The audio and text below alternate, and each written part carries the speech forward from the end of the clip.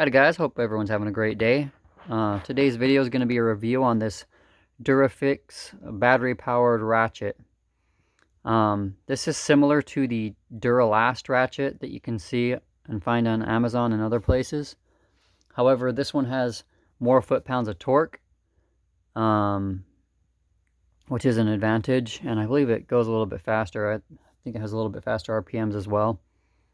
But let's get right into it. So this is 65 foot-pounds of torque, 3/8 battery powered ratchet. It comes with a lithium-ion battery that is 12 volts. It does have a charger with it as well. Has a max of 120 foot-pounds of manual tightening torque, which is pretty decent for one of these. So yeah. I do a lot of mechanic work, so this is going to be very nice. I've used the pneumatic ones, but I didn't like them too much. I don't like that hose that connects to it. Looks like we have a user manual that comes with it. And let's get into the goods. Here's our ratchet. This ratchet is also nice because it has a variable speed trigger. I don't believe the Duralast one does. Even some of the other brands that are out there don't have a variable speed trigger, and that comes in handy. I do not like it when you have a power tool like this, that as soon as you push the trigger, it's full speed and full bore. You have no control over it. This one will allow you to have control. This also has a trigger lock on it, so you can lock the trigger when it's in your tool bag. That way, you can't accidentally pull the trigger when you throw it in your tool bag and then you go to use it and the battery's drained because it was going. So the has a 6-inch extended neck here, which makes it very nice to fit into tighter spaces. Some of these that you can buy do not have an extended neck like this, so you can't fit them down into skinny places, narrow spaces, which is kind of a pain, and it's really annoying. This also has a little bit more length than some of the other ones, probably by maybe 2-3 inches longer, which gives you a little bit better torque advantage when you're going to manually tighten or manually loosen bolts or nuts. So it does have the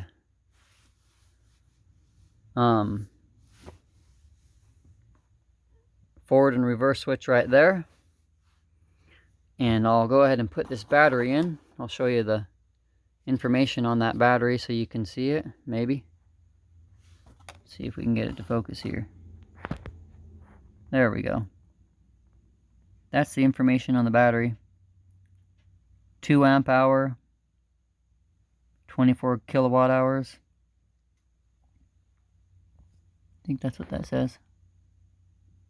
Sorry, 24 watt hours, not kilowatt. That would be insane. Could you imagine a battery with that? It's a 12 volt, 10 to 12 volt, but it's a 12 volt is what it says. There's the part number on it. I'll go ahead and pop this in here. And it does lock in. Just make sure you have it turned in the right way. Sorry about the focus on the camera. Pop that in, and has a light. Isn't that great? Helps you see down into those dark places. Isn't it a pain when you go down inside of an engine into an area where it's really dark and you don't have much light, and you're trying to find and see exactly where you got to go and where you got to put your socket or Torx or whatever it may be. So that's nice that it has a little light. This grip right here is also rubberized, so it gives you a bit better grip. I'm glad that it's not just all the hard plastic, because it's nice to be able to have a firm grip on your tool that you're using. Like I said, it's a variable speed trigger. As you can see, you can go slow or fast.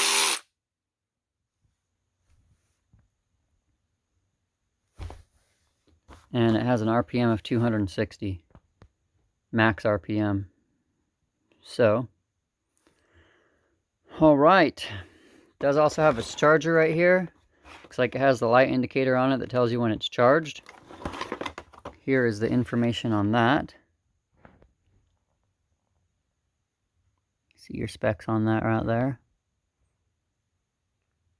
100 to 240 volt.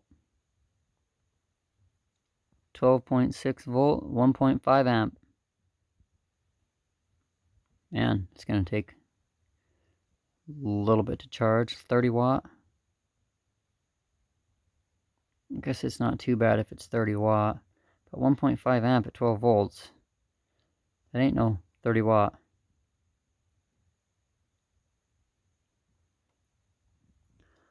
Well, there you go. There's the information on that. Alright, well that pretty much wraps it up for this video. If you guys have any other questions, please let me know. If you'd like me to show you this tool in action, comment below, and maybe I will do one of it actually working and functioning.